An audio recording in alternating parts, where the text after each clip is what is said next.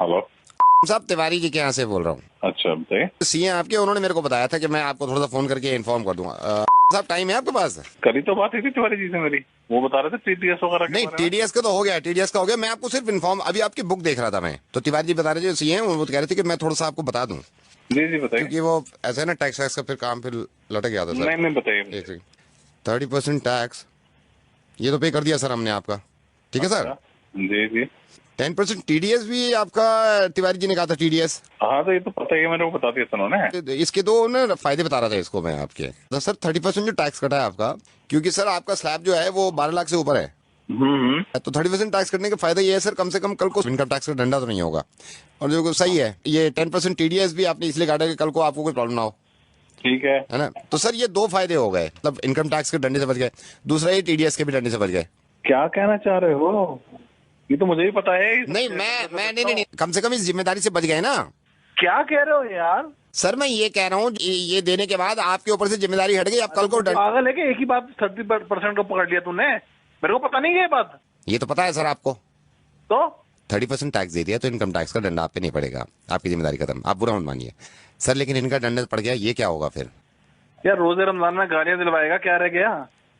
Sir ये क्या? Sir 2.5% ज़कात, है? 2.5% ज़कात। साहब मैं माजरत चाहूंगा कि रोजे में मैं आपको ज्यादा बुलवा रहा हूँ, लेकिन ये 30% टैक्स दे दिया आपने, जो कि बहुत अच्छी बात है, क्योंकि एक उसूल है हिंदुस्तान का कि आप अगर 12 लाख से ज्यादा कमाते हैं तो 30% टैक्स देंगे, और देने के बाद मुतमईन हो जाते हैं इस बात से कि अब कोई जिम्मेदारी आपकी नहीं है, ना ही किसी चीज की पेनल्टी पड़ेगी। टीडीएस दे देते हैं आप 10%, साहब 2.5%, 2.5%, वो भी आपकी इनकम पे नहीं, आपकी सेविंग पे, सिर्फ 2.5% ज़कात, जो कि आप नहीं देते हैं।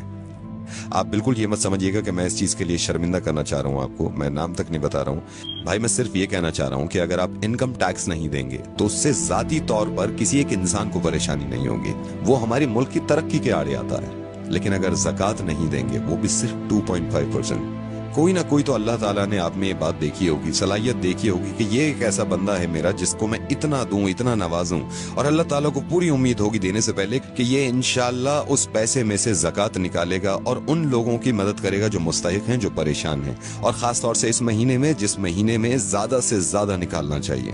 मैं माफी चाहूंगा सबसे पहले कि मैं इस तरह आपको फोन कर रहा हूँ, मैं रेडियो मिर्ची से नावेद बोल रहा हूँ असलम भाई, और इस बात की किना मत रखिएगा दिल में, वो आपसे मोहब्बत ही करते होंगे जिन्होंने ये बताया कि आप उन्हें प्लीज समझाइए कि वो ज़कात दिया करें, क्योंकि वो भी ये चाहते हैं कि आपकी आखिरत संभल जाए। फोन मत काटिएगा, मैं छोटी सी बात आपकी इस बच्चे की कराना चाहता हूँ। मैंने फोन पे इनको होल्ड पे रखा हुआ और ये बहुत देर से इंतजार कर रहा है। मैं रेहान, जरा फिर से बताना, तुम्हारी अम्मी ने आज रोजा रखा है? नहीं रखा। रेहान क्यों नहीं रखा रोजा उन्होंने? क्योंकि मेरी अम्मी बीमार है। तो तुम्हारे अब्बू क्यों नहीं इलाज कराते तुम्हारी अम्मी का, ताकि वो रोजे रख सकें? मेरे अब्बू के पास पैसे नहीं है। ये जो बच्चा है, इनकी वालदा को कैंसर है, इनकी वालदा रोजे यूं नहीं रख सकती क्योंकि ये बीमार हैं। बीमार इसलिए हैं क्योंकि ये इलाज नहीं करा सकती, इलाज ये इसलिए नहीं करा रही क्योंकि इनके पास पैसे नहीं है, पैसे इसलिए नहीं है इनके पास भाई क्योंकि हम ज़कात नहीं देते हैं। बहुत मुमकिन था ये, बहुत मुमकिन था ये कि हम हॉस्पिटल के बाहर अपनी वालदा के साथ बीमार पड़े होते और हम इंतजार कर रहे होते कि कोई ज़कात दे, और इनके वालिद यहां बैठे होते जहां पे आप हैं, और ये अगर ज़कात ना देते और हम तक ना पहुंचती तो कैसा लगता? आपके माशाल्लाह 2 मासूम बहुत प्यारे बच्चे हैं, और मैं ये दुआ करूंगा कि इंशाल्लाह बहुत लंबी उम्र हो उनकी और बहुत तरक्की करें वो। टैक्स नहीं देते हम तो कितना घबरा जाते हैं कि नोटिस आ जाएगा इनकम टैक्स की तरफ से। ज़कात नहीं देते हम तो जिसकी माफी नहीं है और उस नोटिस का कोई बदल नहीं होगा। मैं ये नहीं कह रहा हूं कि आप किसको दें, आप जिसको सही समझे, जिसको लगे कि मुस्तहिक है, उसको ज़कात दीजिए। इंशाल्लाह ज़कात जरूर दूंगा, और इस बच्चे को अगर जरूरत हो किसी चीज की तो मुझे जरूर बताइए। इस बच्चे को अब जरूरत नहीं है, इस बच्चे तक पहुंच गया, लेकिन हमारे ही हिंदुस्तान में बहुत सारे बच्चे ऐसे हैं जो इंतजार कर रहे हैं हमारी ज़कात का।